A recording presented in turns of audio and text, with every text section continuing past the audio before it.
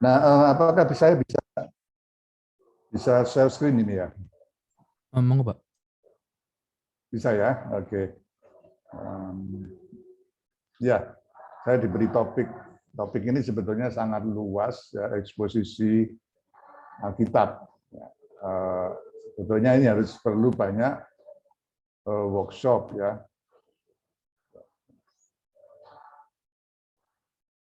Share screen. Oke. Ya, apakah sudah muncul? Sudah keluar ya? Ya, sudah Pak. Eksposisi Alkitab. Jadi ini sebetulnya topik yang tadinya cukup panjang dan harus ada workshop ya.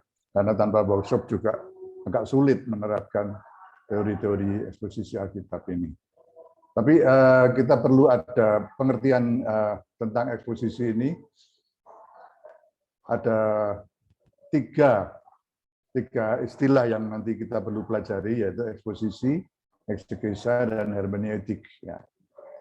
Eksposisi itu adalah menafsirkan Alkitab dalam konteks kehidupan masa kini, karena kita tahu Alkitab itu ditulis, kalau Injil itu di sekitar 2000 tahun yang lalu, kemudian kalau Perjanjian Lama itu pada mulai ditulis mulai zamannya Musa, ya mungkin sekitar 4000-an tahun yang lalu. Jadi Alkitab itu ditulis dalam kurun waktu yang ribuan tahun sebelum kita, tentu memiliki konteks budaya yang berbeda, ya, situasi yang berbeda. Nah, kalau kita eksposisi itu adalah satu tindakan dari kita untuk menyampaikan teks Alkitab itu dalam konteks kehidupan masa kini. Jadi disesuaikan dengan kehidupan masa kini. Biasa sudah dipakai untuk renungan atau khotbah, ya, karena itu menyangkut apa makna Alkitab di dalam kehidupan kita sehari-hari. Tapi sebelum kita melakukan eksposisi, kita ada istilah namanya eksegesa. Dalam bahasa Yunani berarti harafiah. Jadi eksegesa itu adalah tindakan, action untuk menafsirkan Alkitab berdasarkan maksud penulis dalam konteks kehidupan pembaca pada masanya, ya. Karena kitab itu ditulis dalam konteks tertentu, dalam situasi tertentu, dalam kebutuhan tertentu. Sama sekali mungkin saya.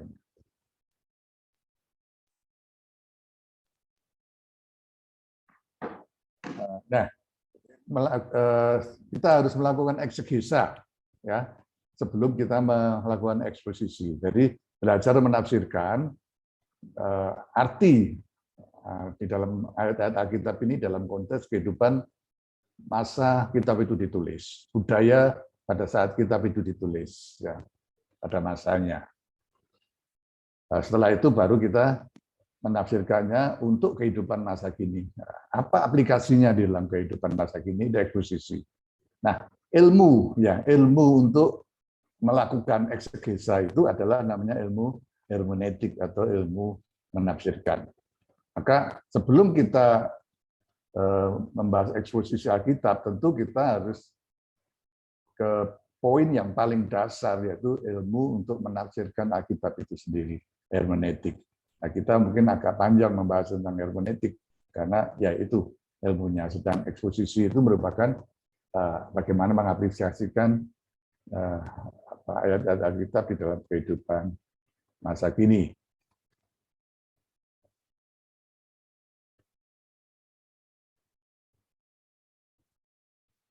Saya akan share screen yang kedua.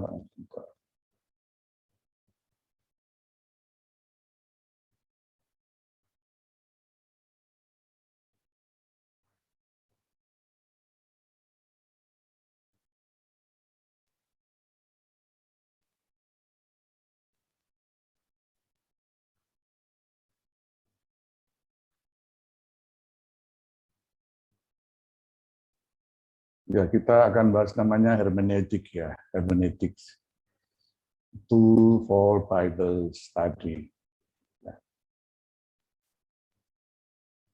Biblical hermeneutics, principle for biblical interpretation. Jadi prinsip-prinsip menafsirkan Alkitab. Ya, sebelum kita menafsirkan untuk konteks kehidupan sekarang, tentu kita harus belajar menafsirkan dalam konteks aslinya. Ya.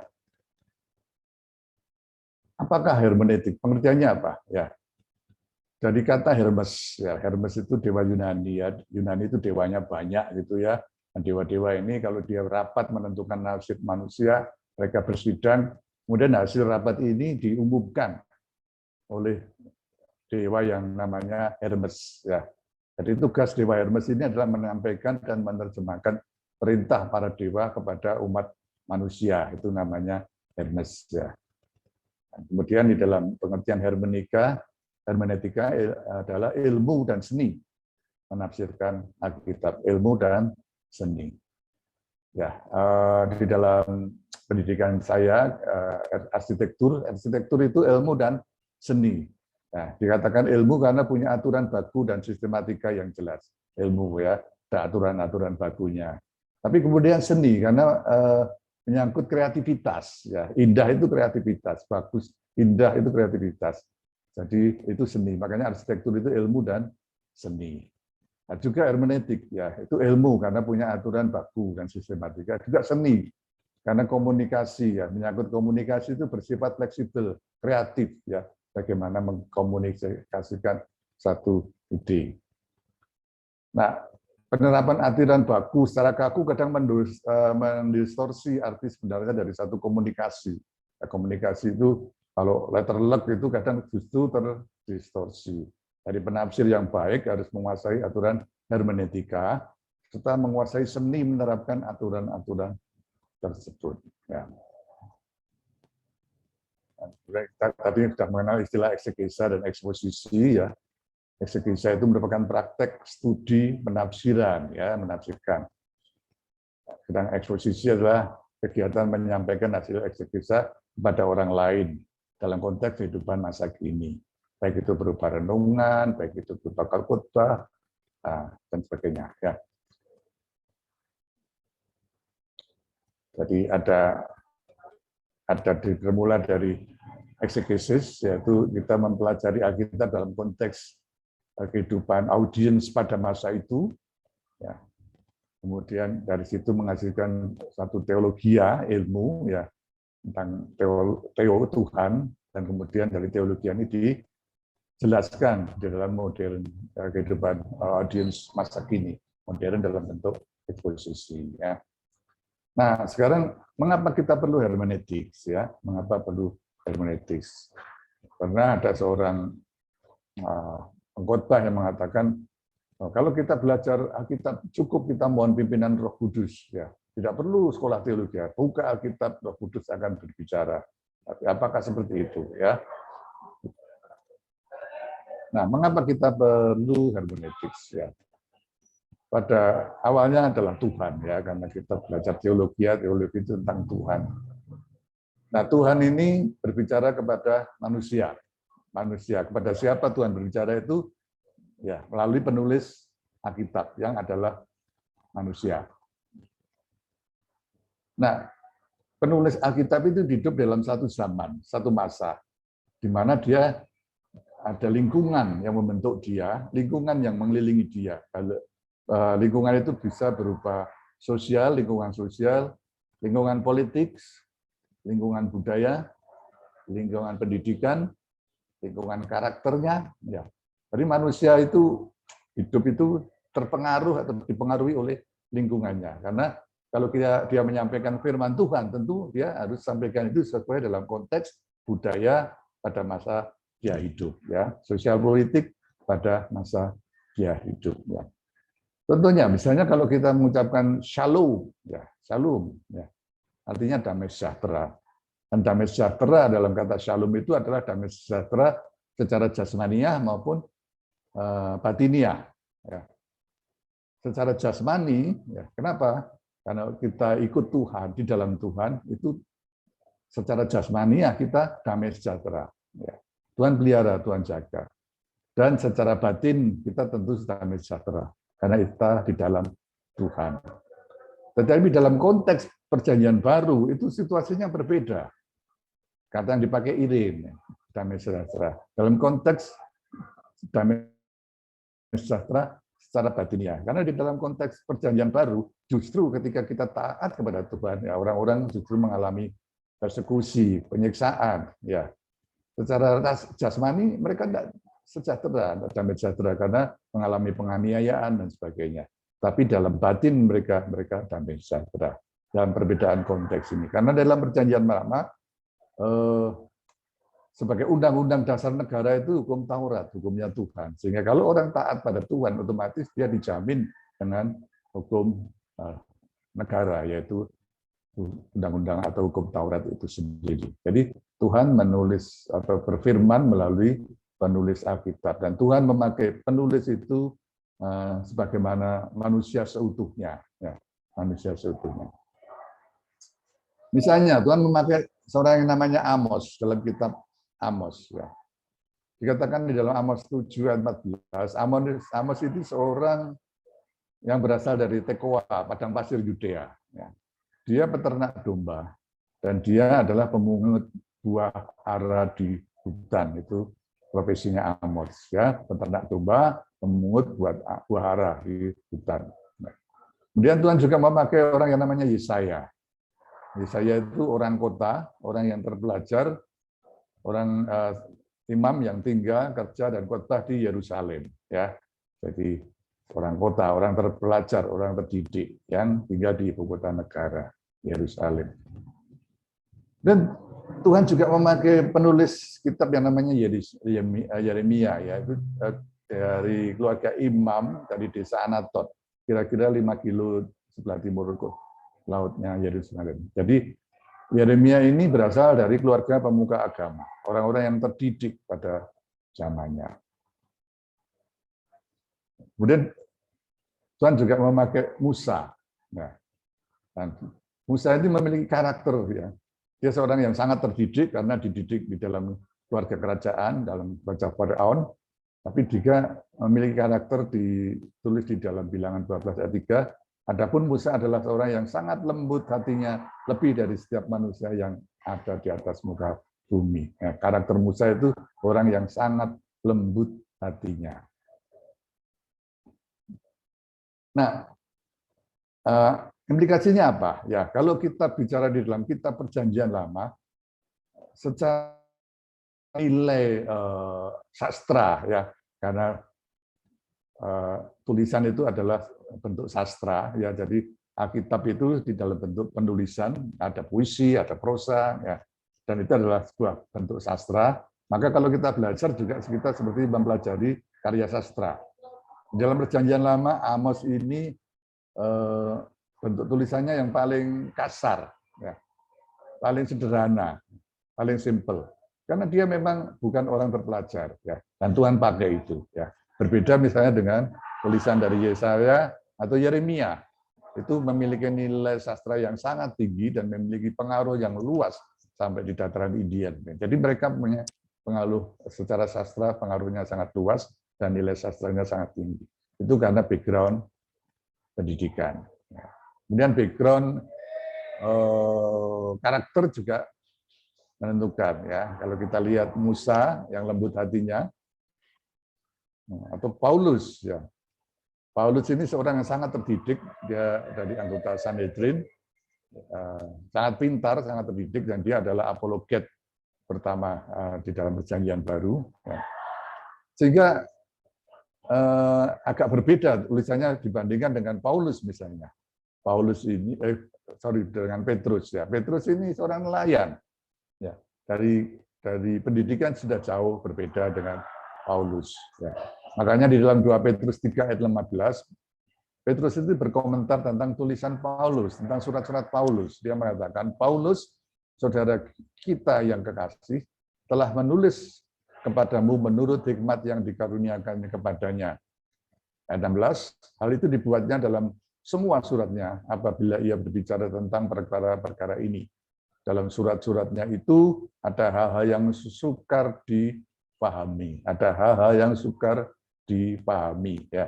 Karena Paulus ini seorang yang terdidik, sangat terdidik. Ya.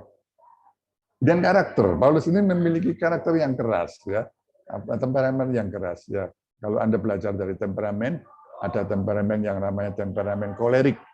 Orang-orang kolerik itu orang-orang yang keras, ya, orang yang pegang prinsip, dan itu Paulus. Kemudian ada kebalikannya, orang yang misalnya flekmatik. Flekmatik itu orang yang, kalau kita lihat teman-teman kita itu ada orang yang pelan-pelan, ada orang Jawa alon-alon waton kelakon, ya, orang yang pasif, ya, santai kelihatannya, ya, itu orang flekmatik. Kemudian ada misalnya orang sanguin, ya. Sanguin itu orang yang kalau bicara bisa berapi-api, ya. Orang-orang ini biasanya banyak bicara, dan biasanya dia kalau ada dalam perkumpulan orang-orang sanguin, orang-orang yang bisa tapi 2 jam lagi menangis, ya itu bisa orang-orang sanguin, ya. Ada flekmatik, ada sanguin, ada kolerik, ada orang melankolis, ya. Orang melankolis itu orang-orang yang biasanya seniman, gitu ya. Segala sesuatu dipikir dalam-dalam, direnungkan dalam-dalam, ya. Itu orang-orang melankolis. Ya. Nah, Paulus ini orang yang kolerik, ya. Dia keras, makanya dalam Galatia 3:1 dia menegur jemaat Galatia dengan keras. Dia mengatakan, "Hai orang-orang Galatia yang bodoh." Ya, maksudnya dalam bahasa yang lebih letterleknya yang goblok, gitu ya. Siapakah yang telah mempesona kamu? Jadi ini karakternya. Kemudian di dalam Galatia 2:11, Paulus terang-terangan mengkritik Petrus. Dikatakan di situ, tetapi pada waktu Kefas datang ke Antiokhia, aku terus terang menentangnya, sebab ia salah. Ayat 12. Karena sebelum beberapa orang dari kalangan Yakobus datang, ia makan sehidangan dengan saudara-saudara yang tidak bersunat. Tetapi setelah mereka datang, ia mengundurkan diri dan menjauhi mereka karena takut akan saudara-saudara yang bersunat. Nah, Petrus itu karakternya sanguin, ya, berapi-api. Pada waktu Yesus memberitakan tentang rencana penderitaannya, Paulus bersemangat pasang badan. Sekali-kali tidak, ya. Jadi, tapi ketika Yesus dibawa ke imam besar, di situ pula Petrus mengkhianati Yesus, ya. Tidak mengkhianati, apa namanya? Ya, mengatakan tidak mengenal Yesus. Ini Petrus. Seperti juga di dalam Galatia 2:11-12, Petrus ini sedang makan bersama-sama orang yang non-Yahudi, orang yang tidak bersunat, yang oleh orang Yahudi dianggap orang-orang itu orang kafir. Tapi kemudian ketika ada rombongan Yahudi datang, dia menjauhi orang-orang non-Yahudi, orang yang tidak bersunat. Ya, ini karakter, ya, karakter dari penulis. Ya. Jadi kalau kita lihat tadi, Allah berbicara kepada penulis dengan berbagai latar belakang, budaya, pendidikan, karakter, sosial, politiknya. Nah, kemudian kalau kita lihat, yang kita baca sekarang ini sudah bukan tulisan aslinya, tapi sudah ada penerjemahnya. Ya, kalau Alkitab kita diterjemahkan oleh Lembaga Alkitab Indonesia, LAI. Nah, bersyukur ada lembaga, karena lembaga ini terdiri dari banyak orang, terdiri dari satu tim untuk menerjemahkan Alkitab ke dalam bahasa Indonesia. Nah, penerjemah ini juga ada lingkungan yang membentuk dia, lingkungan sosial, politik, budaya, pendidikan, maupun karakternya. Karena ada daerah-daerah suku-suku terpencil, kadang-kadang penerjemahnya juga hanya seorang misioneri yang di situ, bukan tim, ya. Nah, itu pandangan-pandangan dari penerjemah itu ikut mempengaruhi hasil penulisannya. Misalnya,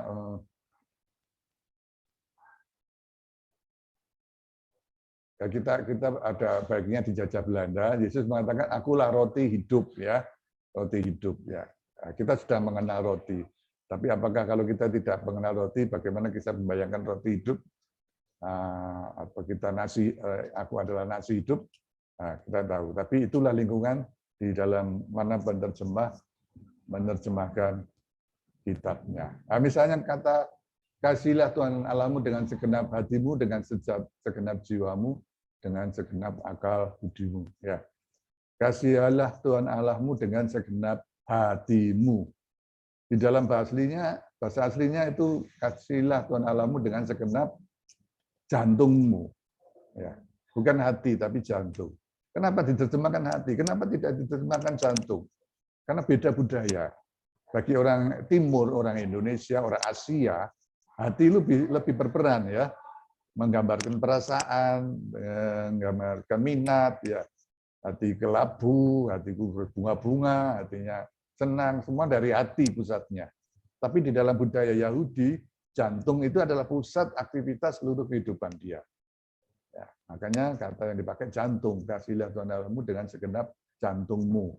Ya, tapi penerjemah Indonesia merasa kalau diterjemahkan sebagai kasihilah Tuhan Allahmu dengan segenap jantungmu itu tidak pas dalam budaya kita. Sehingga diterjemahkan kasihilah Tuhan Allahmu dengan segenap hatimu, bukan jantungmu. Nah ini lingkungan-lingkungan yang ada di seputar penerjemah. Itu namanya Don Richardson, dia yang menginjili suku Sawi ya, suku Sawi. Dia bingung ya, karena ketika dia menjelaskan tentang penyaliban Yesus, ya ternyata bagi mereka pahlawannya itu Yudas. Ya. Karena bagi suku Sawi, kalau berkhianat itu tindakan yang hebat, ya itu tindakan seorang pahlawan. Jadi suku Sawi ini orang-orang yang waktu itu masih kanibal ya. Satu cerita misalnya dua sahabat dari suku Sawi A dan suku Sawi B bersahabat, kemudian orang dari suku Sawi B pemuda ini diundang makan pesta di sahabatnya di suku Sawi A, ya. Kemudian setelah makan ternyata dia yang disembelih, ya gantian dia yang dimakan. Jadi ini selalu bentuk pengkhianatan ya. Diundang untuk makan, ternyata setelah diajak makan dia jadi gilirannya dimakan. Nah ini pahlawan gitu. Nah, Don Richardson sempat putus asa, bagaimana aku harus menjelaskan ini. Ya, mereka terus saling perang suku, dan akhirnya Don Richardson kesal dan mengatakan, kalau kalian terus perang, aku pulang aja. Ya. Dan mereka merasa kehadiran Don Richardson sangat diperlukan untuk pengobatan dan sebagainya. Sampai akhirnya ada budaya mereka yang akhirnya dikemukakan, yaitu anak pendamaian. Dari suku A yang mau berdamai dengan suku B, dari suku B ini diambil seorang bayi dari suku B. Dan bayi itu akan diasuh oleh orang dari suku A. Selama bayi ini hidup, maka kedua suku ini tidak akan berperang. Sehingga Don Richardson mengatakan, Yesus itu adalah anak pendamaian. Ya, itu dalam konteks budaya. Saya punya teman namanya Joseph Lim, dia jadi missionary di suku Sikari. Ya.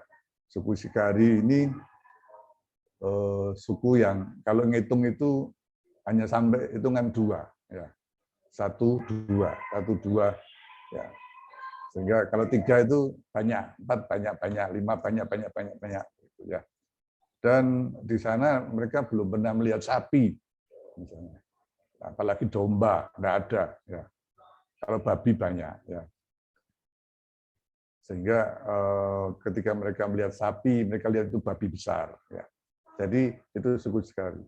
Dan mereka biasanya makan ikan-ikan sungai yang kecil-kecil ini. Tapi kalau mereka dapat menangkap ular, itu merupakan pesta, ular yang besar gitu ya, itu pesta. Ya.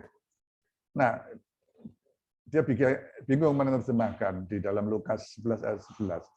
Bapak manakah di antara kamu jika anaknya meminta ikan, daripadanya akan memberikan ular kepada anaknya itu sebagai ganti ikan. Ya. Bapak manakah di antara kamu jika anaknya minta ikan, daripadanya akan memberikan ular kepadanya sebagai ganti ikan. Ya. Bagi suku Sikari, kalau minta ikan dapat ular, wah itu pesta. Ya. Baik ya. Nah ini akhirnya dia menerjemahnya begini. Jika anakmu lapar dan dia mau ikan, kamu tidak akan memberikannya seekor ular yang besar yang dapat menggigit manusia. Jadi ada situasional yang penerjemah itu harus melakukan improvisasi supaya pendengarnya bisa mengerti. Nah, kemudian penafsir. Ya. Jadi ini sudah melalui beberapa orang, ya kita berada di penafsir. Dan penafsir itu pun dipengaruhi oleh sosial, politik, budaya, pendidikan maupun karakternya. Nah, kemudian audiens. Nah, kalau kita mendengar khotbah dari pendeta kita kita sudah melalui beberapa jenjang ini ya. Dari firman yang Tuhan sampaikan mula-mula sampai kita bisa mendengar itu melewati beberapa jenjang. Itu makanya perlu kita belajar menafsirkan Alkitab atau hermeneutik ya. Hermeneutik. Dan Tuhan itu sangat kreatif, Tuhan itu memakai manusia sebagaimana dia ada, dan Tuhan itu memberikan sesuatu itu kalau manusia tidak membutuhkan, ya Tuhan sangat kreatif. Misalnya, ketika Tuhan memberikan pada Adam itu seorang istri. Ya. Nah, apa yang Tuhan lakukan? Ya, Tuhan akan memberikan Adam itu seorang penolong. Ya. Tapi kalau Adam itu tidak merasa butuh penolong, tentu saja pemberian itu bukan sesuatu yang istimewa bagi Adam. Apa yang Tuhan lakukan? Tuhan membuat karnaval pertama di dunia. Binatang-binatang suruh baris dan Adam disuruh ngasih nama satu persatu. Harimau, ada singa, ada kelinci, kucing, bekicot, semua dikasih nama satu persatu. Monyet. Ya. Dan akhirnya setelah binatang itu selesai dan Adam memberi nama, Adam merasa bahwa dari semua binatang ini tidak ada yang cocok berteman sama dia. Ya. Nah, agak mirip-mirip monyet, tapi itu pun tidak cocok. Ya. Nah, itu mulai timbul kebutuhan. Sehingga ketika Adam tidur nyenyak, dan Tuhan memberikan Hawa pada dia, ketika dia bangun, wah Adam bisa meloncat ke girangan mata. Inilah daging dari dagingku, inilah tulang dari tulangku. Jadi Allah itu sangat kreatif ya, memberikan kita kadang-kadang surprise ya apa yang Tuhan berikan. Nah, di sekitar kita ada beberapa corak penafsiran. Ya, orang menafsirkan ada beberapa. Yang pertama, ya itu banyak di gereja-gereja, khususnya gereja karismatik ya, penafsiran yang sifatnya itu intuitif ya. Artinya gini, penafsir berusaha menafsirkan Alkitab dengan mengandalkan bisikan hati tanpa diimbangi dengan studi yang seksama. Bisikan hati, Tuhan bicara kepada saya. Tuhan bicara kepada saya, jangan mau divaksin, misalnya gitu. Intuitif. Ya. Nah, Tuhan itu bicara melalui Alkitab. Ya. Firman-Nya ada di dalam Alkitab. Selalu Tuhan bicara kepada saya, Tuhan bicara pada saya, suruh pakai baju merah, Tuhan bicara kepada saya.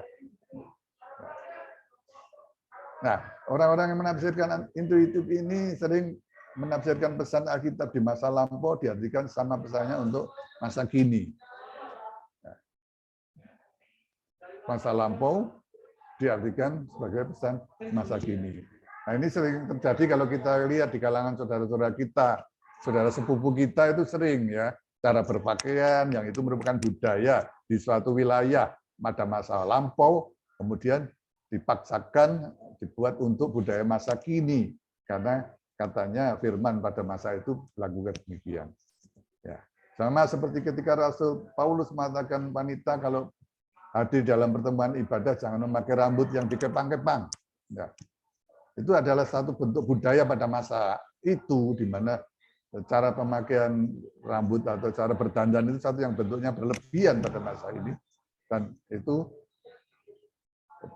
kita tidak bisa memakai seperti itu untuk kehidupan masa kini. Misalnya sekarang ini kita juga buat aturan kalau ke gereja tidak boleh pakai rambut yang dikepang-kepang. Nah, tentu tidak ya. Mungkin aturannya berbeda kalau ke gereja jangan pakai rok mini misalnya begitu ya. Jadi pesan masa lampau orang intuitif ini diartikan sama pesannya untuk masa kini. Saya pernah mendengar orang berkhotbah pada waktu Natal, dan dia mengubahkan tentang orang-orang yang memberikan kepada Yesus persembahan. Persembahan itu adalah emas, kemenyan, dan mur. Ya. Kemudian dalam konteks masa kini dia mengatakan, demikian juga saudara semua, saudara juga memberikan hal yang sama kepada Tuhan Yesus. Seperti orang-orang Majus memberikan Tuhan Yesus. Emas, kemenyan, dan mur. Apa artinya untuk sekarang, saudara? Apa yang sudah berikan? Itu adalah mazmur, saudara. Jadi emas, kemenyan, dan mur itu diterjemahkan sebagai mazmur. Ya. Jadi itu adalah penafsiran intuitif, ya, dipas-paskan. Nah, dipas-paskan. Tujuan PA bukan untuk mengisi intelek, tapi untuk membawa orang kepada penyerahan total kepada Yesus. Intelektual tidak penting, ya, tidak penting. tapi supaya orang menyembah Yesus. Ya, karena sering dikemukakan itu mukjizat-mukjizat, ya, kehebatan-kehebatan seperti itu, supaya orang menyembah Yesus. Kebanyakan pola penafsiran ini adalah alegoris. Alegoris itu menghilangkan arti sebenarnya dari kata yang dipakai penulis Alkitab. Ya, misalnya begini. Ya, karena istri saya anggota TNI, ya, TNI itu kalau kita mau menikah gitu harus ada konseling dulu, kemudian ada pembicaraan dengan pendetanya tentara punya pendeta sendiri, kemudian sebelum kita konseling juga dengan pendeta gereja. Tapi pendeta tentara itu tanya pada saya, ya, dia mengutip cerita bagaimana Tuhan Yesus bersama murid-murid di dalam perahu, di mana Tuhan Yesus tidur di tengah badai. Kemudian badai mengganas, murid-murid menegur Yesus, kenapa engkau tidur? Ya. Kemudian pendeta ini menggambarkan juga di dalam pernikahan juga, kita harus menyertakan Yesus dalam hidup rumah tangga kita. Tapi Tuhan Yesus bisa juga tidur. Kenapa? Kenapa Tuhan Yesus tidur? Katanya, karena Tuhan Yesus tidak diajak ngomong. Ngantuk lah kalau nggak ada ngomong, kemudian tidur. Ya. Sehingga aplikasinya, kalau you mau Tuhan Yesus selalu hadir, Tuhan Yesus harus selalu diajak ngomong supaya dia tidak tidur. Ya. Itu mengabaikan fakta bagaimana Yesus sebagai manusia seutuhnya juga ada capek, ngantuk. Ya. Kemudian ada juga mengaplikasikan badai, kemudian datanglah badai. Ya, badai yang terjadi pada waktu itu adalah badai yang sungguh-sungguh badai, ya, sungguh-sungguh fenomena alam badai. Tapi kemudian diterjemahkan sebagai kita juga sering menghadapi badai kehidupan, badai rupa-rupa angin pengajaran, ya, membahas ayat lain tentang rupa-rupa angin pengajaran. Jadi badai di sini ya, diterjemahkan sebagai angin pengajaran. Padahal waktu itu badai benar-benar badai sungguhan. Nah, ini penafsiran intuitif, ya. Kalau orang togel gitu mimpi ketemu ambulan, dia keluar nomornya gitu ya. Oh, keluarnya 40. Loh, kenapa bisa 40? Ya, rodanya ambulan itu 4. Ambulan itu simbolnya plus. Kemudian orang mati itu kosong, maka dia pasang nomor 40. Itu intuitif, ya. Gitu. Kemudian ada corak liberal, yaitu corak ilmiah. Ya. Corak ilmiah itu begini, tujuannya mencari pesan asli agar dapat diterapkan pada kehidupan masa kini. Tujuannya benar. Tapi Alkitab ini dipelajari secara ilmiah dengan metode kritik tanpa harus terlibat di dalam penerapannya secara rohani. Jadi ya kita hanya teks, sekedar teks yang dia pelajari dengan metode kritik tanpa memikirkan penerapan dia secara rohani. Kalau penerapan itu urusannya pendengar, bukan urusannya penyelidik. Ya, saya pernah retreat di sebuah asrama mahasiswa sekolah teologi, ya. Kemudian di situ, waduh, gambarnya itu posternya waktu itu serem-serem, ya, perempuan setengah telanjang begitu di poster di kamarnya calon pendeta. Ya. Nah, ketika ditanya kenapa pasang yang beginian ini, jawabnya mumpung saya belum jadi pendeta. Ya, kalau sudah jadi pendeta nggak pantas pasang begini. Jadi aplikasinya tidak ada. Dan pendekatannya bersifat rasional dan naturalis. Ya, mukjizat itu dianggap dongeng, ya, karena ilmu di dalam bentuk ilmiah itu tidak ada mukjizat. Mukjizat itu tidak bisa dimengerti secara ilmu. Jadi mukjizat dianggap dongeng, dianggap hanya menopang kepercayaan orang-orang pada masa lalu. Yang belakang mitos. Misalnya gini, saya pernah mendengar khotbah, ya. Pendeta mengatakan, ketika Yesus berkhotbah dan memberikan makan kepada 5.000 orang dari 5 roti dan 2 ikan. Ya, pengertiannya bukan kok Yesus itu dari 2 ikan dan 5 roti itu bisa dibagi-bagi langsung buat orang kenyang, enggak. Tapi menurut Pak Pendeta itu, karena orang Yahudi itu orang yang pelit. Dan biasanya orang Yahudi itu kalau berpergian, dia membawa bekal. Tapi karena pelit katanya, ketika mereka mau makan pun mereka tidak mau membuka bekal karena nanti takut dia harus berbagi pada orang lain. Nah, mujizat ini terjadi bagaimana Yesus firman-Nya membuka hati orang-orang itu sampai dia rela membagi bekalnya kepada orang lain sehingga 5.000 orang bisa makan. Itu karena dia tidak percaya pada mukjizat. Itu corak penafsiran ilmiah, ya. Dan itu dianut oleh gereja-gereja yang dalam tanda petik liberal, ya, liberal. Jadi dan aliran ini mengatakan Kejadian pasal 1 sampai 3 itu mitos, 1 sampai 11 itu mitos, dongeng, ya, karena manusia itu bukan berasal dari Adam tapi dari monyet. Nah, itu kepercayaan gereja-gereja liberal. Jadi menganggap itu sebagai dongeng semata, menganut teori Darwin, ya, yang manusia itu dari monyet. Nah, ini penafsiran yang kita pakai, penafsiran kontekstual. Jadi dalam penafsiran ini konteks asli Alkitab dipelajari dengan sesama untuk mendapatkan pesan aslinya. Nah, konteks ini sangat penting. Kita akan belajar lebih dalam tentang konteks. Ya, kalau kita belajar Alkitab, kita perlu belajar tentang konteks. Ya. Nah, setelah mempelajari kehidupan masa kini, pesan tadi diterapkan dengan mengambil prinsip-prinsipnya. Kita terapkan dalam kehidupan sekarang, kita ambil prinsip-prinsipnya.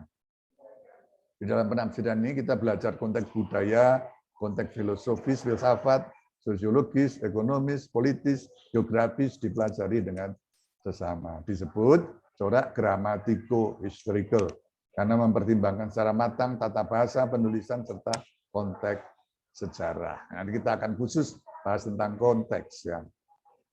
Corak. Nah, kita yang pakai corak gramatiko-historical. Dalam corak gramatiko-historical ini prinsip analogi of faith dan sacra scriptura sui interpres. Jadi Alkitab ini menafsirkan dirinya sendiri, menopang dalam memberi makna dan arti sehingga tidak timbul spekulasi. Alkitab membenarkan dirinya sendiri dan tidak bersifat kontradiktif. Jadi Alkitab ini menafsirkan dirinya sendiri. Ya, misalnya gini, ya kalau saya dulu di kuliah selalu didekati teman-teman dari HMI misalnya, selalu pertanyaannya saya hafal itu aja. Ya, dia ngutip di dalam Alkitab, tuh di dalam kitab ini misalnya dua penyamun ini sama-sama mengolok Yesus, tapi dikatakan yang lain Alkitab konsisten.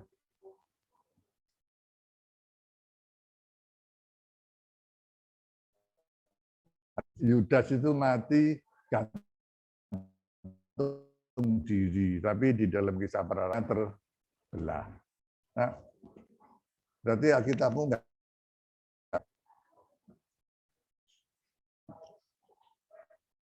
Nah, bagaimana Alkitab menjawab hal ini? Nah, Alkitab ini ditulis melalui seorang penulis dalam sudut pandang seorang penulis. Yang satu menyaksikan rupanya dua penyamun ini sebelumnya juga sama-sama mengolok-olok Tuhan Yesus. Ya, tapi satu penulis melihat ketika satu penyamun bertobat, sehingga yang dia lihat satu penyamun yang mengolok-olok Tuhan Yesus. Tapi rupanya sebelumnya dua-duanya juga mengolok-olok Tuhan Yesus. Dan satu yang rupanya begitu menyadari Yesus itu Allah, dan dia mengatakan bawa aku ke tempatmu, ya. Yang kemudian juga penulis yang satu melihat memang kematian Yudas itu gantung diri, tapi satu melihat mungkin dari gantung diri terjatuh, kemudian perutnya terbuka dan ususnya keluar. Jadi satu melihat posisi yang jatuh dan ususnya terbuka, satu melihat posisi ketika Yesus diberitakan gantung diri. Ya, Alkitab membenarkan dirinya sendiri.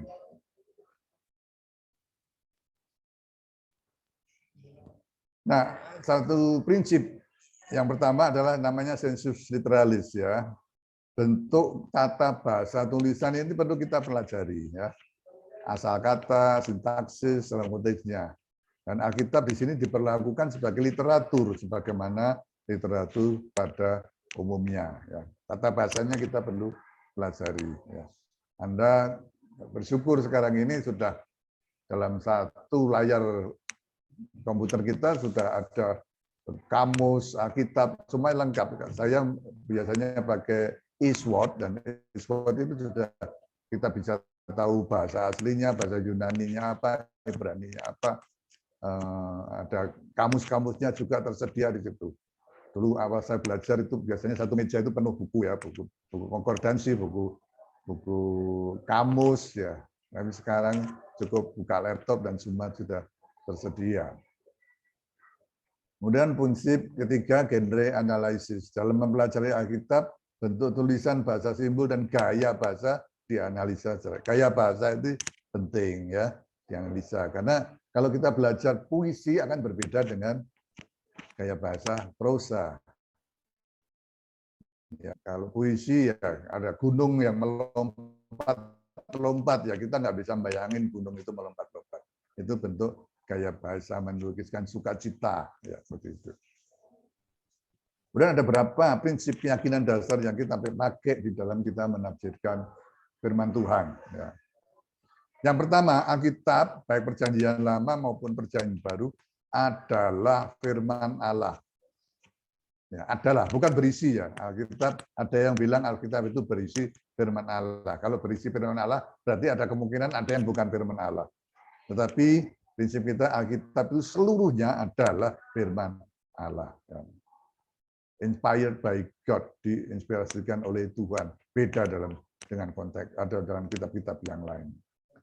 Karena Alkitab itu adalah firman Allah, maka tidak mungkin salah, tidak mungkin keliru dalam penulisannya. Jadi apa yang bila ditafsirkan secara benar, apa yang disampaikan Alkitab pasti benar. Apakah itu menyangkut soal doktrin, soal moral, soal sosial, alam, eptek. Nah, tapi perlu dicatat bahwa Alkitab itu bukan textbook untuk sains, bukan textbook astronomi misalnya, bukan textbook matematika. Tetapi bila Alkitab menyinggung soal itu pasti benar. Artinya Alkitab itu bukan buku sains ya. Tapi kalau Alkitab menyinggung tentang sains itu pasti benar. Misalnya di dalam Yesaya 40 ayat 22 dikatakan di situ dia yang bertakhta di atas bulatan bumi yang penduduknya seperti belalang. Tuhan bertakhta di atas bulatan bumi. Ya, waktu zaman itu penulis sudah mengatakan bumi itu bulat ya.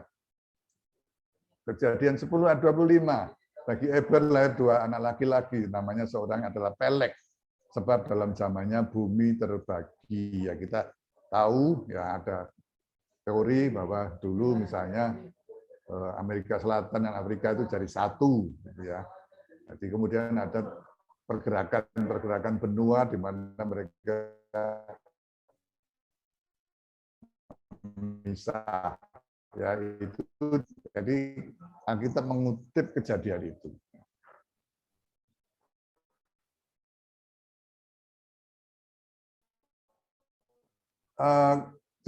Misalnya begini, kalau Anda persekutuan di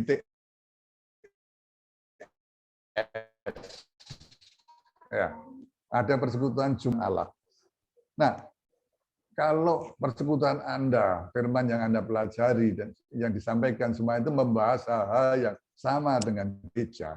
Katakan sama seperti memindah gereja di dalam kampus.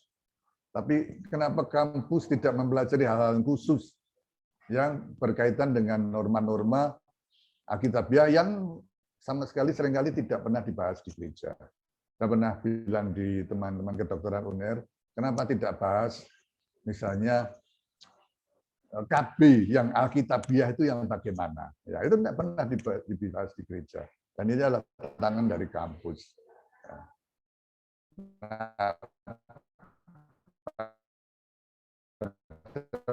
Dan dia cum laude. Tugas akhirnya apa? Tugas akhirnya adalah teknologi kapal waktu Nuh, kapalnya Nuh dipandang dari teknologi modern. Nah, misalnya begini, di dalam Nuh itu ada ruang-ruang, ya, kapalnya Nuh itu disekat-sekat. Ya. Dan dalam perkapalan modern itu ada palka-palka begitu ya, kapal itu ada palka sekat-sekat gitu supaya kalau satu bocor itu bisa tidak merembet ke yang lain, sekat itu bisa ditutup gitu. Kemudian juga misalnya cara peluncuran kapal ya. Kalau kapal di dok itu biasanya masuk di dok, air laut dikeringkan, dibendung, kemudian ketika mau sudah selesai dibikin atau diperbaiki, air laut dimasukkan lagi, ya, kapal itu meluncur. Ya. Seperti juga No itu bikin kapal itu di puncak gunung. Nah, sehingga ketika air bah itu naik, ya, naik ke atas, maka otomatis kapal Nuh itu terapung. Itu prinsip dok modern itu sudah dimiliki di zaman Nuh. Ya, anak teman kami dapat cum laude. Ya, jadi kita bisa belajar menarik ya. Bentuk kapal Nuh, ya kenapa tidak runcing? Ya, kenapa persegi? Bentuknya kapal Nuh itu persegi. Ya, karena kapal Nuh itu bukan dibuat untuk menuju ke suatu arah, tapi dibuat supaya terapung. Kayak kita kayak tongkang batu bara itu kotak persegi gitu ya. Nah, jadi kalau kapal yang perlu cepat itu runcing bentuknya, tapi enggak, ini cuma mengapung-apung gitu. Ya. Jadi bentuknya ya itu menarik ya, dan itulah fungsi perstrukturan kampus melihat hal demikian ini di dalam perspektif teknologi misalnya. Ya. Satu yang berbeda dari gereja yang dibahas di dalam gereja. Yang menarik misalnya, kalau Anda lihat kenapa di zaman dulu sebelum Nuh itu usia orang itu panjang-panjang. Ada dinosaurus juga, ada binatang-binatang purba. Kemudian umur itu ratusan tahun, Adam 900 tahun sekian. Tapi ketika setelah Nuh itu usia orang itu merosot. Sampai akhirnya di dalam Mazmur itu usia kita itu 70 tahun. Ya. Artinya kalau lebih dari 70 itu bonus. Ya. Dari ratusan tahun menjadi 70 tahunan. Ya. Kenapa itu terjadi? Ya. Satu bahasan menarik misalnya, pelangi itu hanya dikenal pertama dikenal itu waktu Nuh, ya waktu Nuh selesai banjir itu selesai, kemudian muncul pelangi. Sebelumnya tidak pernah ada pelangi, sebelumnya tidak pernah ada hujan.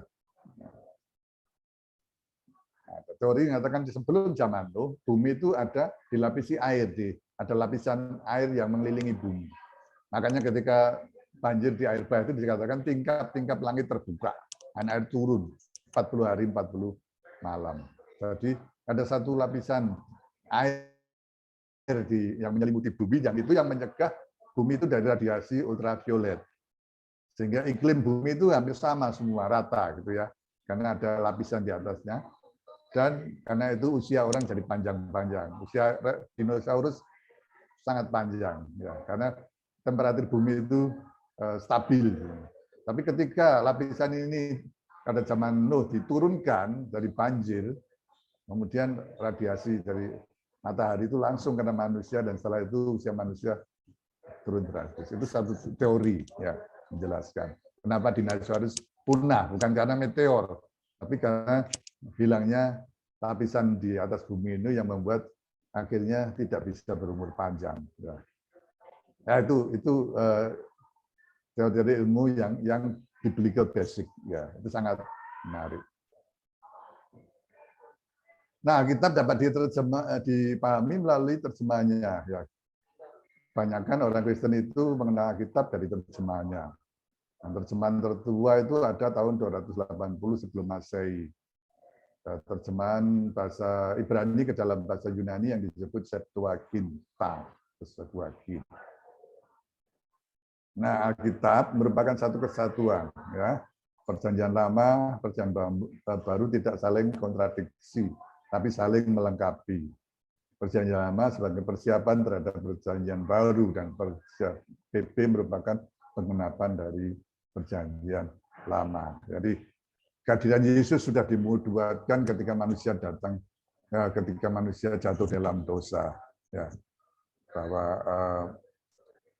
mereka akan Tuhan memberikan Yesus sebagai juru selamat. Yang luar biasa, Alkitab itu ditulis dalam jangka waktu sekitar 1.600 tahun.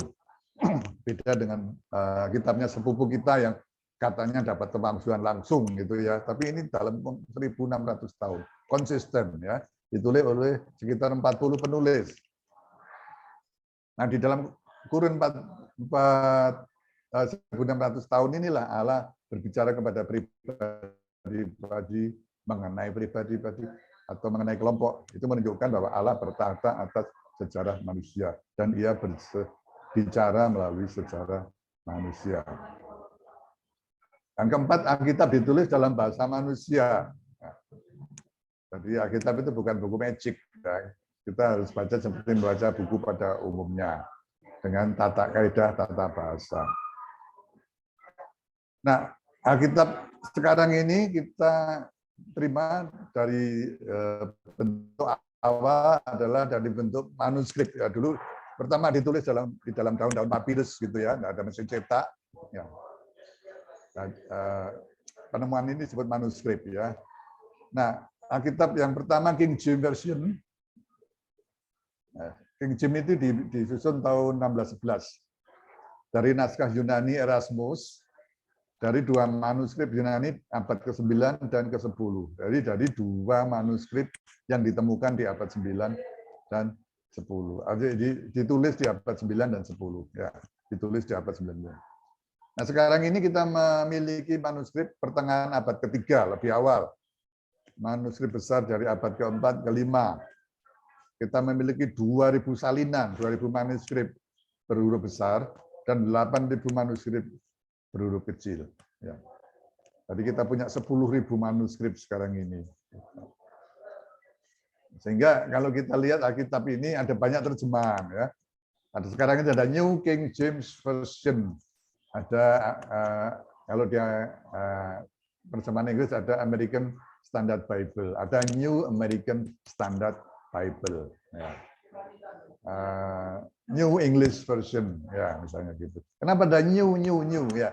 Karena seringkali terjemahan itu diperbarui, gitu ya. Nah dulu tidak ada namanya pasal-pasal di dalam kitab, tidak ada. Ayat-ayat tidak ada. Nah pembagian pasal itu dibuat oleh Stephen Langton abad ke-13. Ya. Dan ayat oleh Stefanus. Yang menarik, Stefanus ini tukang cetak. Dia memiliki percetakan di Paris. Ya. Jadi dia setiap hari naik kereta ke percetakannya, kemudian pulang. Dan dalam perjalanan itu dia kasih nomor-nomor Alkitab ini. Ya. Sampai sekarang jadi ayat-ayat yang kita dapat. Ya.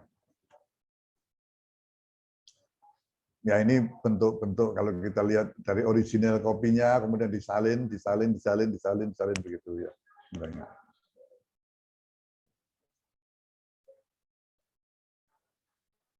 Kemudian yang kelima, Alkitab menafsirkan dirinya sendiri ya. Saling menopang, saling memberi makna dan arti. Jadi ini salah satu prinsip dalam penafsiran Alkitab itu membandingkan kitab satu dengan kitab lain. Ya. Misalnya Matius tadi saya sebut, Matius 27:44, bahkan penyamun-penyamun yang disalibkan bersama dengan dia mencelanya.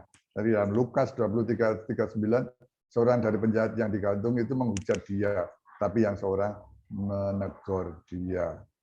Ya. Jadi kita perlu melihat bagian lain, di mana saling melengkapi. Dan tujuan tertinggi dari Alkitab adalah memperkenalkan Yesus kepada umat manusia sebagai puncak pernyataan Allah. Itu yang penting. Ya.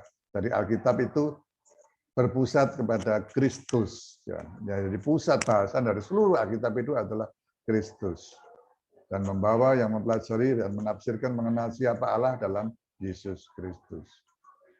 Alkitab menuntut kita mengakui dan menerima Yesus dengan firman-Nya dalam kehidupan sehari-hari agar dengan demikian kita memuliakan Dia.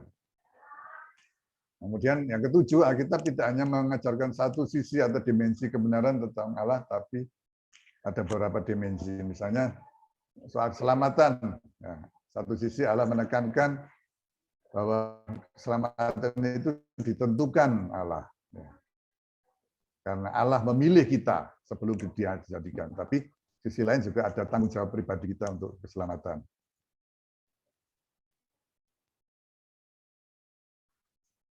Dari sisi lain, Allah ada tanggung jawab manusia atas keselamatannya. Efesus 1:13, dalam Dia kamu jaya karena kamu telah mendengar firman kebenaran yaitu Injil keselamatanmu. Di dalam Dia juga ketika kamu percaya dimeteraikan dengan Roh Kudus. Ya. Ketika kamu percaya berarti ada satu keputusan yang harus kita ambil.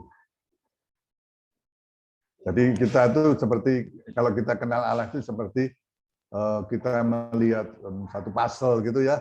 Nah, kita hanya ambil sebagian area dari puzzle itu dan kita seolah-olah sudah mengenal Allah. Tapi banyak hal yang kita sebetulnya jauh dari pengenalan pada Allah. Itu satu proses seumur hidup. Dan yang kedelapan harus diikuti dengan setiap tulus, taat, dan respon seketika. Jadi kita belajar Alkitab itu tidak hanya mengisi knowledge, tapi juga untuk kita mengambil satu respon, ya respon terhadap firman Allah. Thank you, Juni. Dan kita memerlukan Roh Kudus di dalam mempelajari firman Allah. Roh Kudus itu yang memimpin kita kepada seluruh kebenaran firman Allah. Yohanes 16 ayat 13. Roh Kudus itu mengingatkan, mengajar, dan memberi penerangan kepada kita. Nah, kalau kita bersandar kepada Roh Kudus, bukan berarti penafsiran kita menggantikan Alkitab, enggak. Atau bukan berarti peran intelek dan akal budi diabaikan, enggak. Bukan berarti kalau kita mengandalkan Roh Kudus, penafsiran kita tidak mungkin meleset, enggak. Bukan berarti kita mengabaikan kesungguhan untuk belajar secara cermat, enggak. Kita harus belajar secara cermat, ya. Jadi, karena dosa kita sering juga menafsirkan dengan meleset, tapi kita terus memberikan pimpinan firman Allah. Ya. Sampai di sini mungkin ada pertanyaan. Kalau itu kita belajar tentang konteks ya.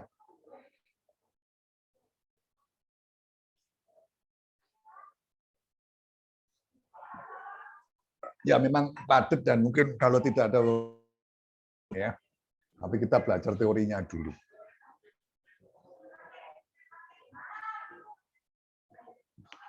Kita lanjut tentang konteks ya.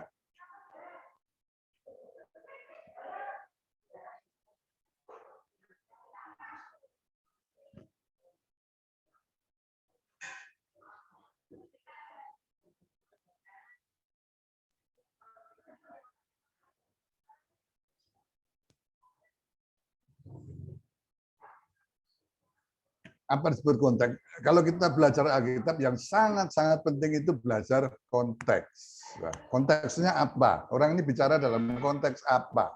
Itu penting. Ya. Barangkali orang mengutip satu ayat, misalnya gini.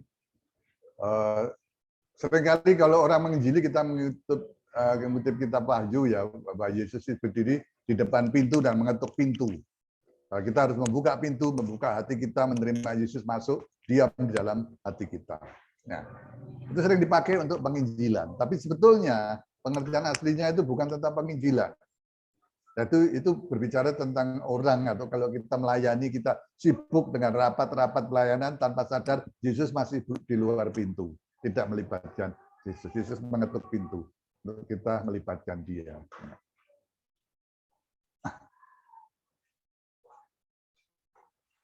Nah, kita ada beberapa hal yang kita perlu belajar seperti begini. Matius 3 ayat 11.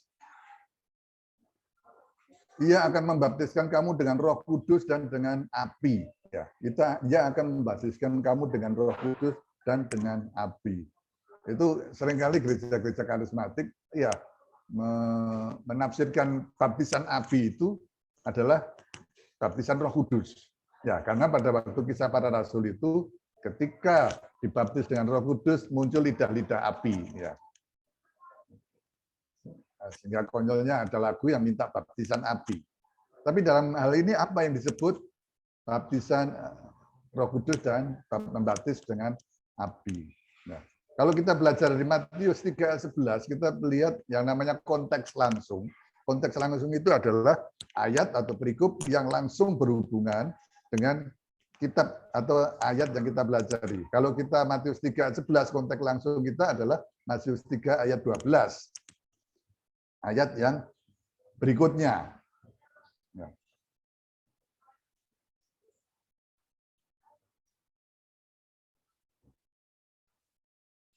Saya bacakan Matius 3 ayat 11.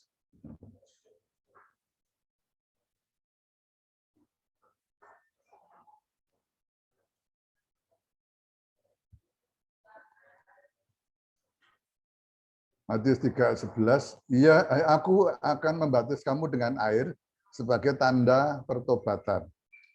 Tetapi ia yang datang kemudian daripadaku lebih berkuasa daripadaku dan aku tidak layak melepaskan kasusnya. Ini Yohanes ya bicara.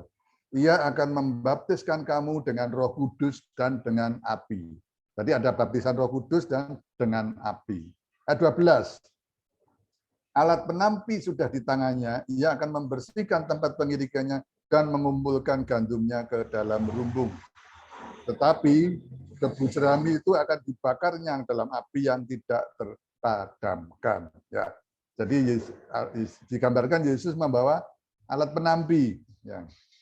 Dikumpulkan gandum itu dimasukkan ke dalam lumbung, tapi sekamnya itu dibakarnya di dalam api yang tidak dipadamkan.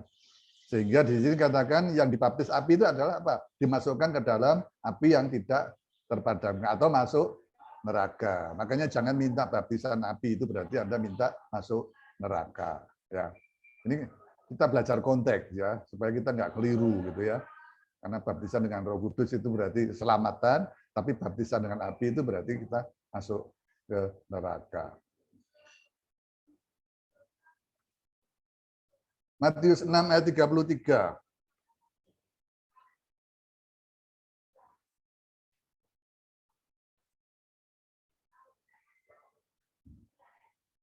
Ini sering kita sebut ini ya, ayat yang menyenangkan ini. Cari dulu kerajaan Allah dan kebenarannya, maka semuanya itu akan ditambahkan kepadamu. Semuanya itu.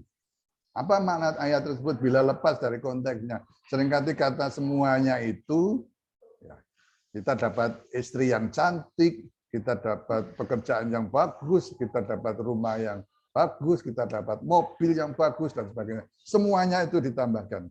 Tapi kalau kita lihat konteks sebelumnya, Tuhan bicara tentang bunga bakung di padang yang tumbuh begitu saja, tapi Tuhan mendandaninya sedemikian rupa. Atau burung-burung pipit yang tidak pernah menanam, menabur, tapi dia dikasih makan. Artinya, kalau kita mencari kerajaan Allah dan kebenarannya, maka kebutuhan dasar pakaian dan makan itu pasti Tuhan sediakan. Jadi yang dijanjikan ini hanya kebutuhan dasar, bahwa kita tidak kelaparan dan bahwa kita ada pakaian yang menempel di tubuh. Itu janji Tuhan. Akhirnya bukan terus semuanya itu ya semua yang kita inginkan ditambahkan, bukan ya. Ini kalau kita belajar dari konteks ya. Markus 6 ayat 30.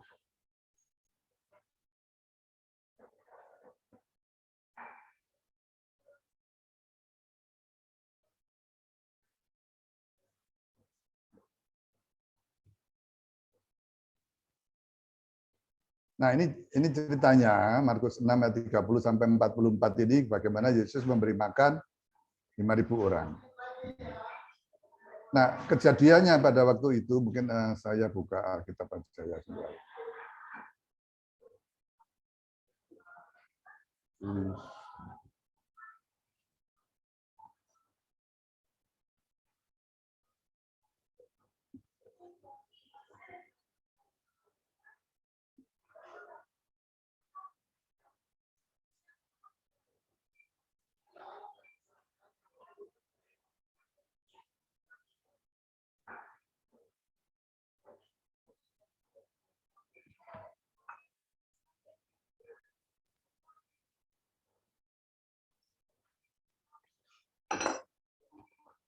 Matius 6 ayat 30 dimulai dengan Markus 6 ayat 30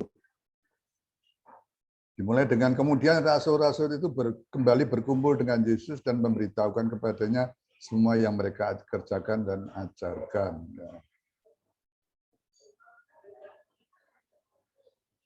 Markus 6.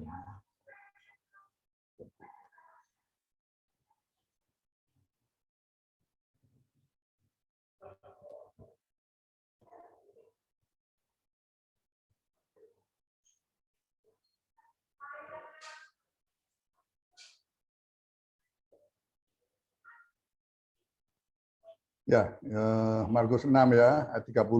Kemudian rasul-rasul itu kembali berkumpul dengan Yesus dan memberitahukan kepada semua yang mereka kerjakan dan ajarkan. Kata kemudian itu adalah kata sambung.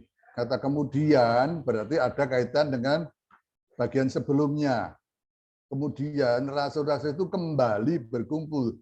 Kembali berkumpul berarti sebelumnya mereka berpisah. Kemudian kembali berkumpul.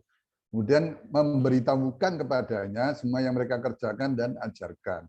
Memberitakan kepadanya apa semua yang mereka kerjakan ajarkan. Nah, kita lihat ini berarti ada kaitan dengan satu bagian yang lain. Apa yang terjadi ketika rasul-rasul itu pergi? Mereka pergi ke mana?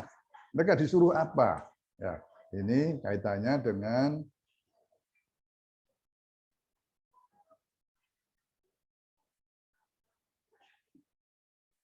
Markus 6 ayat 7.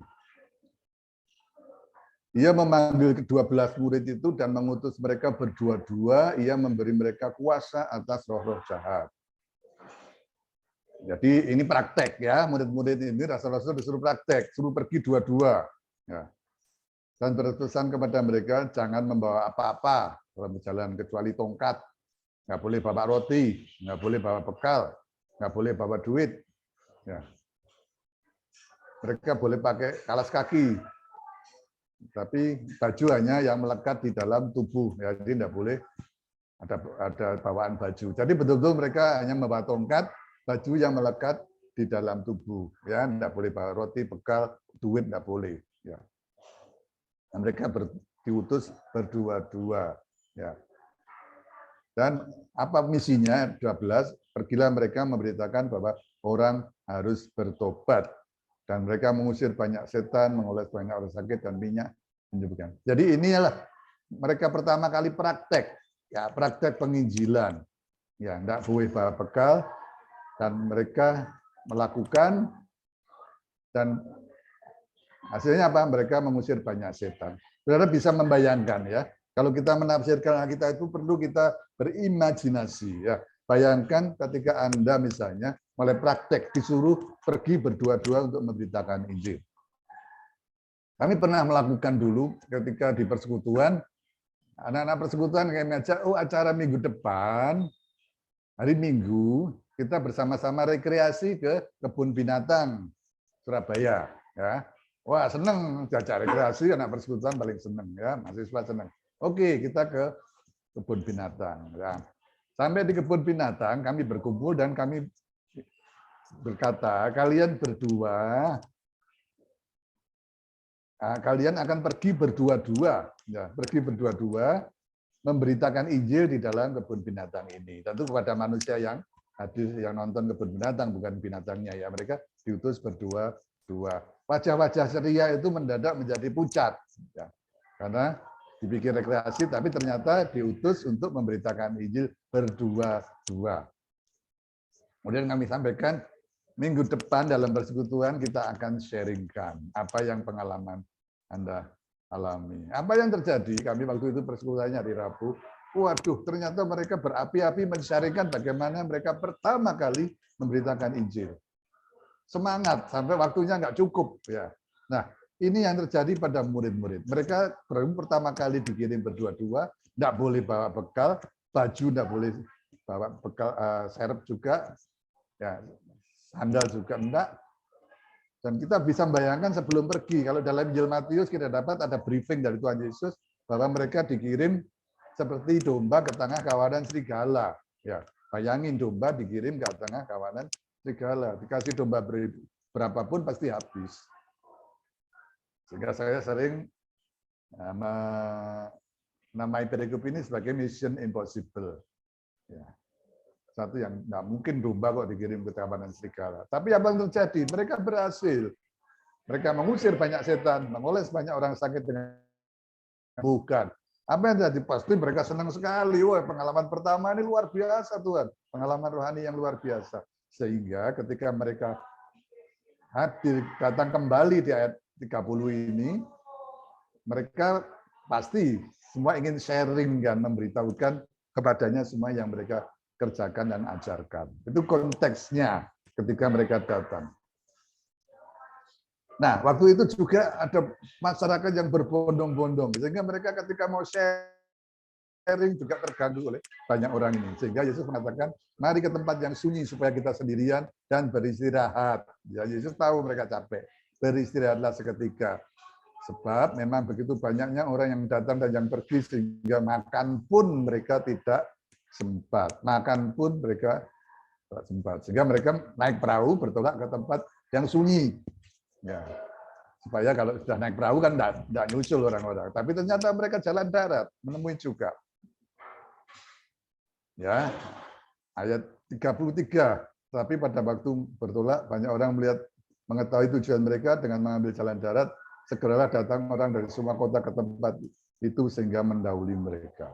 Ya, Tuhan Yesus melihat kehausan orang-orang ikan firman itu luar biasa. Saudara bisa dengan perasaan murid-murid sudah capek, mau sharing pun tidak bisa, makan pun tidak sempat. Ya. Ternyata orang begitu banyak datang dan Yesus mempedulikan mereka. Yesus menyampaikan firman kepada mereka. Ya, perut lapar, mereka sharing tidak bisa, justru Yesus yang memperhatikan mereka. Sehingga di ayat 35, pada waktu hari sudah malam, datanglah murid-murid kepadanya dan berkata, tempat ini sunyi dan hari sudah malam. Suruh mereka pergi supaya mereka dapat membeli makanan di desa-desa dan kampung-kampung sekitar sini. Ya, mereka juga lapar, murid-murid juga lapar ini. Ya, terus kapan selesainya ini khotbahnya Yesus ini? Nah, murid-murid berhenti dulu, stop dulu, biar mereka cari makan. Tapi apa yang Tuhan Yesus sampaikan? Kamu harus memberi mereka makan. Kamu harus memberi mereka makan. Kata mereka kepadanya, jadi haruskah kamu membeli berarti seharga 200 dinar untuk memberi mereka makan? Bayangkan, 5.000 orang belum termasuk wanita dan anak-anak. Ya, kalau untuk memberi makan mereka itu perlu panitia sendiri, perlu duit. Enggak mudah. Nah, kita lihat murid-murid melihat ini sebagai hal yang mustahil. Ya. Mustahil dilakukan. Satu ironi ketika mereka habis melayani dan melakukan mukjizat, datang kepada Yesus mau menceritakan mukjizat itu, tapi ketika Yesus meminta mereka untuk melakukan mukjizat yang lain, memberi makan, mereka bilang mustahil. Nah, ini yang kita dapat ketika kita melihat konteks, dan konteks ini akan memperkaya kita untuk pemahaman kita. Itu sebenarnya konteks, ya.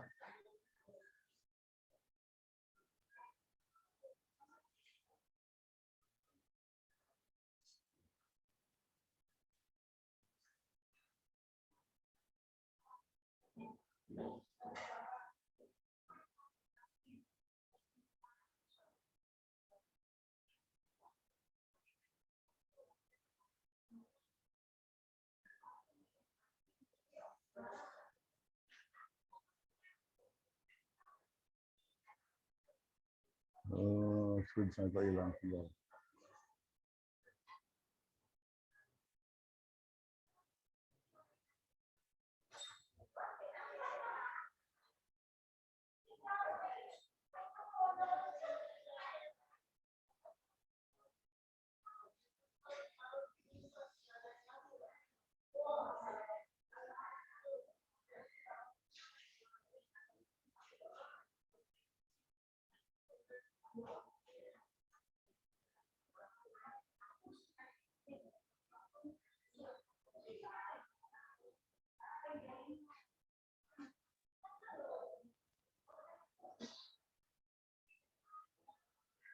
Ya, saya sudah diperingatkan ya.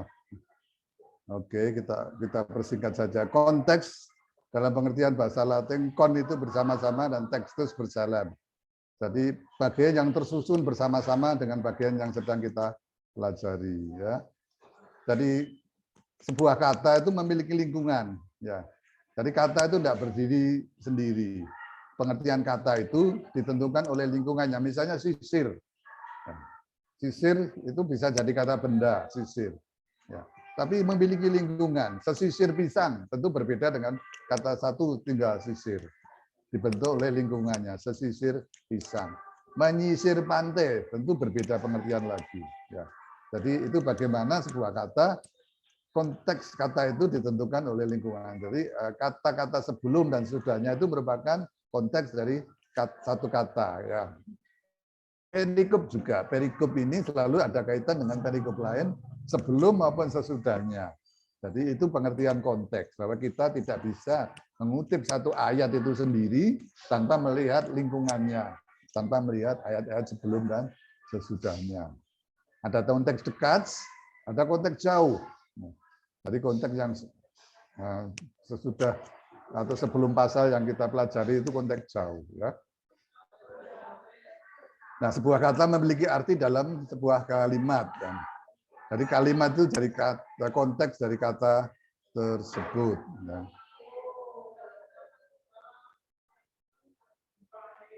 Jadi tidak ada ayat yang berkaitan dengan konteksnya. Ya.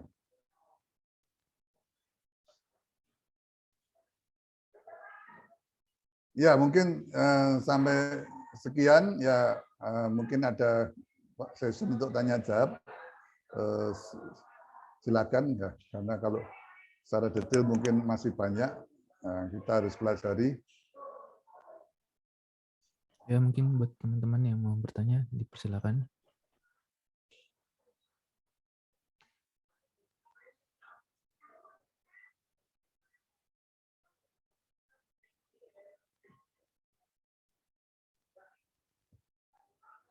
Silakan kalau ada pertanyaan.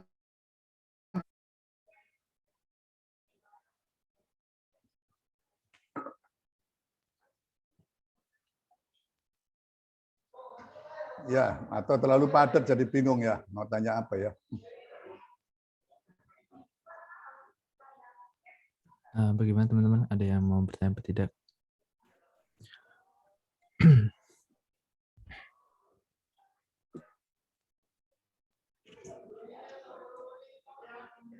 Nah, jadi kalau tadi kita baru dasar untuk kita menafsirkan Alkitab ya, sebenarnya kita masih harus belajar lagi karena bentuk penulisan itu ada prosa, ada puisi ya. Kalau kita belajar puisi beda lagi. Dan tentu kita akan belajar puisi Yahudi ya, karena Yahudi itu ada urutannya kayak pantun gitu ya, A, B, B gitu ya. Jadi itu ada satu season sendiri kita belajar puisi. Tapi kalau akan sangat berbeda bahasanya kalau kita belajar puisi. Jadi Alkitab itu ada banyak, ada bentuk-bentuk penulisan, yang satu prosa, ya ada dua garis besar prosa maupun puisi. Tapi prosa sendiri macam-macam ya. Prosa itu berisi cerita, ada berisi riwayat atau keturunan, si A anaknya si B anaknya si C itu ada. Kemudian juga ada bentuk-bentuk seperti undang-undang atau hukum gitu ya. Kitab-kitab imamat ya seperti itu ya, bentuknya hukum ya. Kalau sapinya lepas terus nyeruduk orang harus bagaimana ya. Ada sifat, ada bentuk-bentuk apokaliptik, artinya bentuk-bentuk itu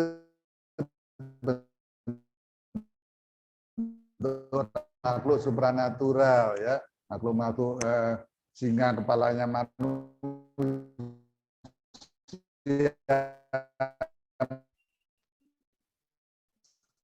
macam-macam bentuk. Tapi yang ya kadang-kadang kita perlu belajar latar belakang. Ketika Yesus menemui seorang perempuan Samaria ya di sumur ya,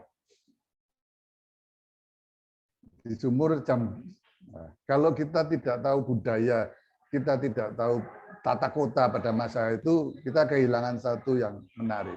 Yang pertama, sumur di dalam tata kota Israel itu selalu terletak di tepi kota, di pinggir kota, karena punya tujuan ganda untuk masyarakat kota dan juga untuk memberi minum ternak. Yang ternak itu ada di padang penggembalaan. Dan selalu orang-orang di sana, budaya di sana, kalau ambil air minum itu pagi, dan itu tugas orang wanita. Tugas perempuan pagi-pagi biasanya mereka ambil minum, air minum yang pulang, atau sore hari ya, ketika tidak panas. Tapi perempuan ini hadirnya tengah hari ya, pada waktu nggak ada orang ya. Tentu dia ada masalah. Kenapa dia sembunyi-sembunyi? Ya bayangin ya, seorang perempuan dengan kawin datang pagi-pagi tentu jadi bahan gunjingan gunjingan perempuan itu ya. Dan dia menghindari dan dia siang. Dan bagi dia ambil air itu sebuah beban. Nah, apa yang Tuhan Yesus lakukan? Apa yang Yesus tawarkan? Aku memiliki air yang akan terus-menerus memancar. Ya, kalau sekarang PDAM. Ya. Pasti wanita itu terbuka sekali. Wah, ini kalau aku dapat air ini ya pasti aku nggak usah kesini lagi. Ya, satu masalah dia selesai. Sebenarnya masalah dia adalah masalah hidup dia, masalah moral dia. Ya. Dan dia menjadi beban kalau dia harus muncul di publik. Ya. Sehingga ketika ditawarkan air yang terus-menerus memancar, dia pikir, wah ini butuhanku, ini aku nggak usah keluar-keluar. Ya. Nah, kali di sinilah Tuhan Yesus akhirnya bergerak ke masalah rohani wanita itu. Ya. Apa yang terjadi? Apa bukti bahwa dia akhirnya percaya Yesus? Ya, ketika akhirnya dijelaskan secara rohani, dia justru keliling kota dan teriak-teriak. Ya, semua kelakuanku gitu ya. Apakah dia Mesias itu? Ya. Yang dulu dia malu dan ditutup-tutupi, sekarang dia terbuka karena masalah itu selesai bagi dia. Dan akhirnya ditutup dengan sisi kota itu menjadi percaya oleh pemberitaan wanita itu. Nah, ini konteks budaya itu bisa menolong kita untuk memahami jauh lebih dalam lagi.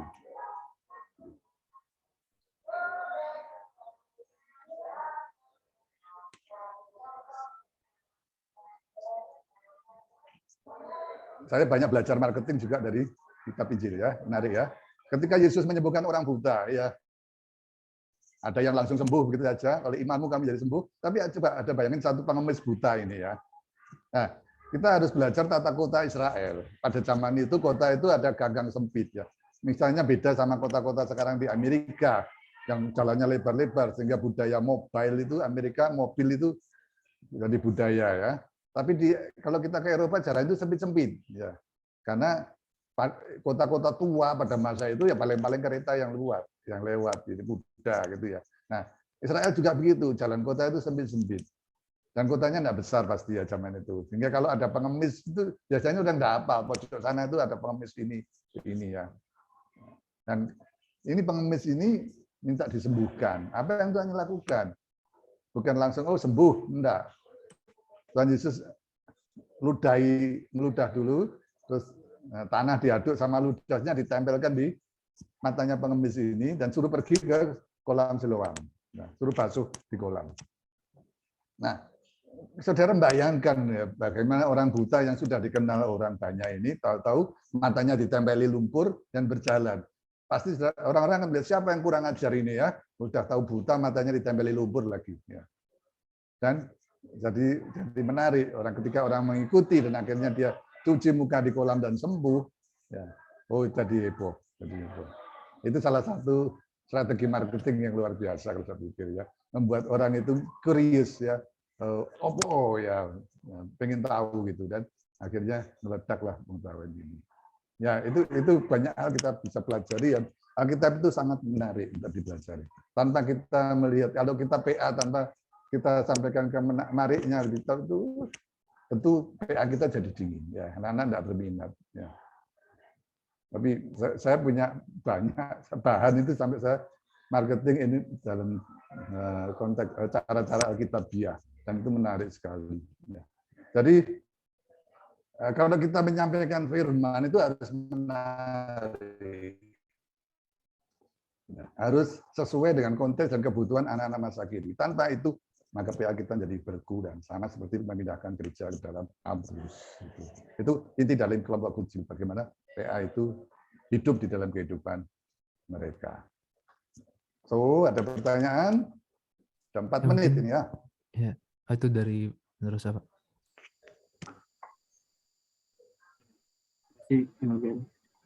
Oke, Pak. Jadi sebelum terima kasih atas materi yang tadi.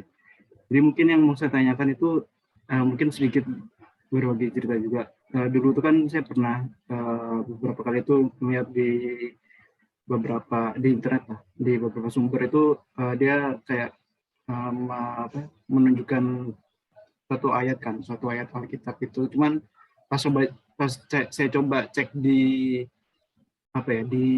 di Alkitabnya asli yang Alkitab saya itu bahasanya itu kayak berbeda gitu, dan itu konteksnya juga yang saya lihat itu beda jauh gitu. Artinya itu kayak bukan tafsiran atau bukan penerjemahan gitu. Nah, ada juga pas di beberapa waktu yang lalu itu ada yang kayak memberikan pelayanan gitu ya, tapi beliau itu ngasih bentuk penjelasannya itu dari Alkitab yang bahasa sehari-hari. Nah, mungkin yang mau saya tanyakan itu cara supaya kita itu nggak kalau misalnya ngelihat suatu perbedaan dari kitab-kitab yang digunakan itu supaya nggak salah tafsir, itu kira-kira bagaimana, Pak? Ya, Ya.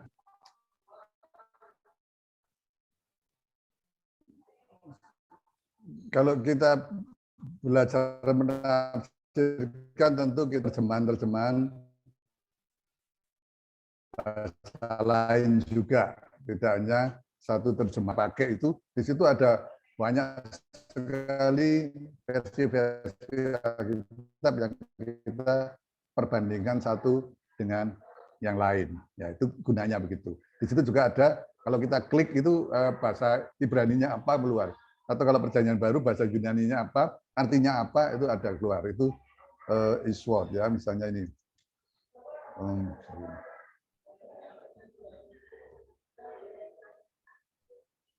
Nah, ini ada New American Standard Bible, ini ada di layar ya.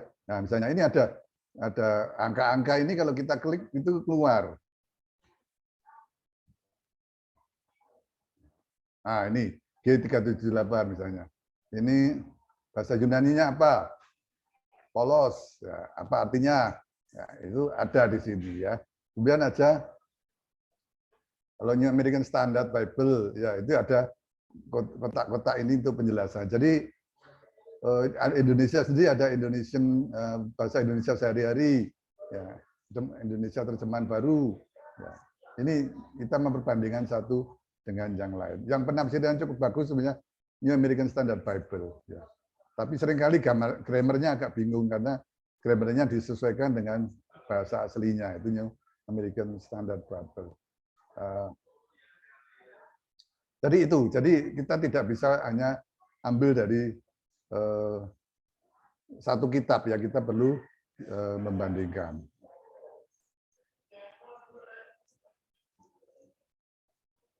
Kalau Anda ada tafsiran Alkitab masa kini dijual di toko buku, itu tafsiran yang bagus ya, kita bisa cek juga di situ.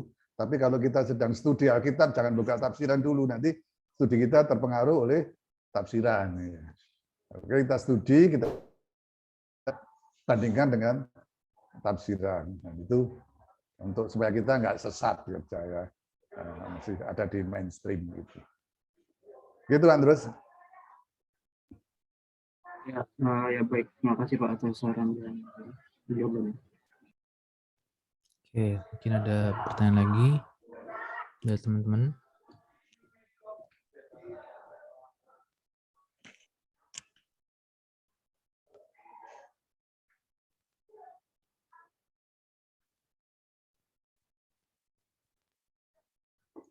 Oke, jam 12 saya kembalikan ke Ginting ya. Oh ya Pak, mungkin kalau nggak ada pertanyaan, mungkin bisa langsung ditutup Pak dengan doa Pak.